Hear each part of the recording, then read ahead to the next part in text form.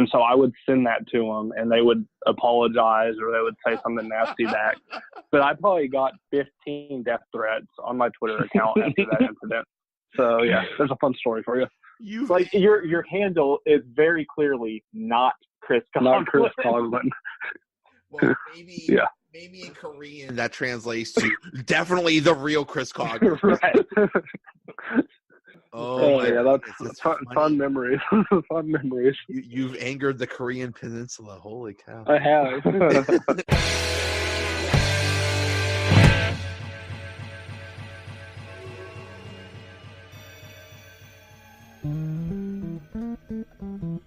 The Donut Bag is brought to you by SeatGeek. SeatGeek is the smart way to buy and resell tickets. It takes confusion out of buying tickets.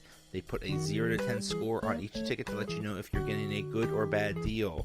Use promo code DonutBag to get $20 off your first purchase. Go to SeatGeek.com or get the SeatGeek app. SeatGeek, life's an event. We have the tickets. What's going on, everybody? Welcome to another episode of the Donut Bag, part of the PodHub Network. In this episode, I begin a series of previewing the teams in the NL Central. In this episode, I preview the Cubs with Josh and Travis from the Grand Slam podcast. The Donut Bag starts right now. Okay, now to start our season previews of teams in the NL Central. We start with the Cubs, and I talk to Travis and Josh from Grand Slam podcast. Guys, how are you? I'm doing pretty well. How are you? Doing all right. It's getting a little warmer here in Pittsburgh, so hopefully getting excited for baseball season. Yeah, it was ready. 70 here today. It was beautiful. Love it. Where are you at? I'm in Wichita, Kansas.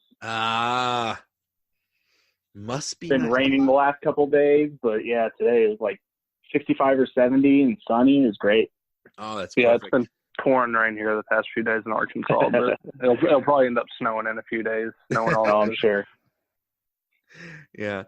So the Cubs, I gotta tell you, I am so puzzled by this team. I don't understand it. When they won the World Series with all that young talent, I thought, holy crap, this is a dynasty. They're going to be good forever. And when I read about them, it's all negative. like nothing good is happening with this team. It's either some scandal or they don't have money or I mean, it wouldn't be the Cubs if like everything was just smooth sailing. That's just not how the Cubs work ever. Yeah. Very. But very yeah, it's true. been a real show. I don't understand how. So they don't have money. Is that what I'm hearing? That's what what the they're mainstream media says, but I don't believe that one bit. That's in my opinion. I think the Cubs do have money, but what do you think about that, Travis? Because we haven't even really talked about that with each other. Yeah, the word on the street is just that they're trying to stay under the luxury tax and save up because they're going to have to sign all these young guys that are, you got Javi Baez and Chris Bryant and Kyle Hendricks and Anthony Rizzo that are all going to be coming up for contracts pretty soon. Wilson Contreras. And like the word on the street is that they're going to save money for that. I actually have a bit of a take that last summer it was reported that the Ricketts were looking into buying a European soccer team. They were looking at like AC Milan and someone else, and they had decided not to. And then this past weekend, Tom Ricketts was seen with the Chelsea Football Club owner at the game. And so there's like rumors swirling that maybe they're going to try to buy them. And if that's the case, I just wonder if this offseason was them saving money for that, which would not make me very happy at all. Yeah, really. But, that would be terrible. Yeah. Isn't there a TV deal coming next year? The Cubs are doing their own network or something like that? Yeah, huge TV deal with Sinclair that got inked a couple weeks ago, and they still don't have any money apparently. Whenever they desperately need a closer, Yeah. and the Ricketts are worth how much money? $800 million or something like that. It's insane. I think they have money. But yeah, I just would have never dreamed a Chicago team would be crying poor or something like that. Exactly. And then why do they not want to extend Joe Maddon's contract? Oh, okay. So I think we differ on opinions on this one. I feel like, John. I'll let you go first on this one. yeah. So since even in 2016, Madden, the Cubs won the World Series, broke this curse or whatever. I haven't been a huge fan of Joe Madden myself. I don't think that he is the best manager. What he does with the bullpen sometimes, oh man, I get super pissed off. Yeah, I don't think he's the best in-game manager that's out there. I mean, I love the way he acts off the field. I love his personality, but I'm not a huge fan of him. And after last season, not even getting to the second round, I don't know. I'm not a huge fan of him. And so I think if the Cubs, there's been some projections that the Cubs will not make the playoffs this year. They'll finish third in the Central, blah, blah, blah. So even worse than third in the Central from some sides. From Dakota. If that doesn't happen, Joe Madden needs to be fired. If we do not make the playoffs this year, he needs to be gone, in my opinion. I agree with that. Yeah. So that's why I think they haven't extended him. Yeah, and there's a part of me that loves Joe Madden. I mean, how could you not, considering he led the team to the first World Series in 108 years? But like you said, he's not a great bullpen manager. He always seems to make the wrong decisions. Sometimes he gets too cute with his lineups, and he tries to play matchups too much, and it can throw guys out of a rhythm. Guys don't get regular playing time all the time, and there's just like Albert Almora last year. Yeah, Almora got kind of shafted for part of the year, and he was hot to start off the year, and then his playing time kind of got divvied up a little too much due to matchup considerations, and then he just fell off a cliff, and I think it's because he wasn't playing every day. Like you said, I think if the Cubs miss the playoffs, he's just not getting a contract. But on the other hand, like, what's better out there? That's also true. Some people say Joe Girardi. He's not any better. He's known for bullpen gas. Like, it's basically Joe Madden 2.0, except for maybe more of it. Like, David Ross is an option that has been kind of kicked around, and I love Rossi, but I don't know how. Yeah, but bringing in a rookie, bringing in a rookie manager is always dicey. It's going to go one way or the other. Yeah, and I don't know if you do that with a veteran team, with an established team.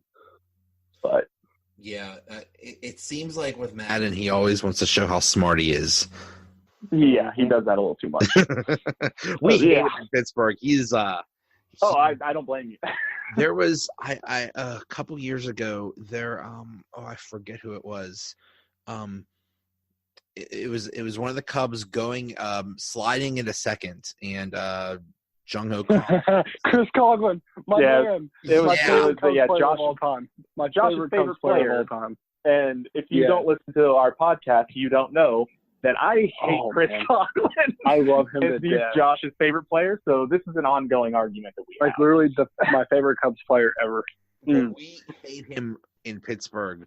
We feel like he took out Kong and like took out his knee and he was hurt the rest of the year. And then when they asked Madden about it, he said something about maybe he just has plantar fasciitis or some stupid thing like that. So anytime you bring up Madden, well, and on top of he does say stupid stuff like that. And he's also handled the Addison Russell situation very poorly. Mm-hmm. Every time he opens his mouth about Addison Russell, I scream at my phone to shut the hell up, because he just makes every situation worse when he's talking about it. Yep. And I have a quick thing about I have a quick thing about Coughlin real quick. So of course you do.